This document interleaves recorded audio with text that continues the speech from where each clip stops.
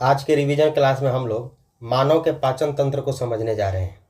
पाचन क्या है? पाचन वह प्रक्रिया है जिसमें जटिल भोज्य पदार्थ को सरल और अवशोषित योग्य बदल दिया जाता है।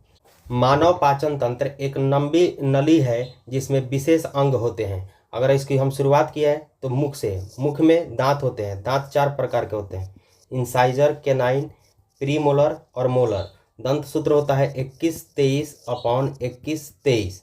ये दांत जो होता है वह भोजन को चबाने, काटने, फाड़ने का काम करता है और जीभ से लार को मिलाया जाता है। एमाइलेज एंजाइम स्टार्च को शर्करा में बदल देता है। उसके बाद आता है ग्रास नली। इसमें पाचन क्रिया नहीं होती है, बस भोजन को आगे भेजा जाता है। इसमें एक क्रमाकुंचन गति होता है जिसके कारण भोजन को आगे भेजा जाता है।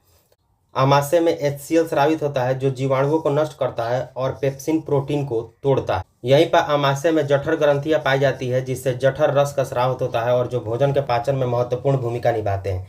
यहाँ HCl जो है वो भोजन को अम्लीय माध्यम में बदल देता है। अगला है छोटी आंत। यहाँ पर अधिकतर पाचन क्रिया पूर्ण होती है और अवशोषण भी होता है।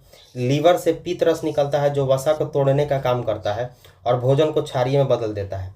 पैंक्रियाज एंजाइम बाकी पोषक तत्व पचाते हैं।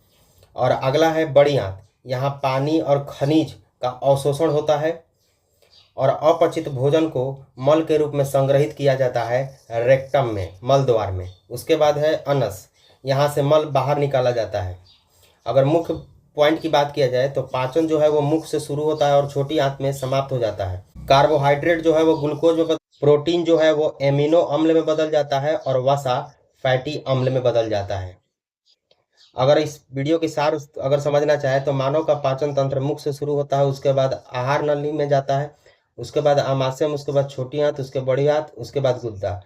यही हमारे जीवन के लिए आवश्यक पोषण और ऊर्जा देते हैं। वीडियो अच्छी लगी हो तो लाइक करें, शेयर करें, सब्सक्राइब करें।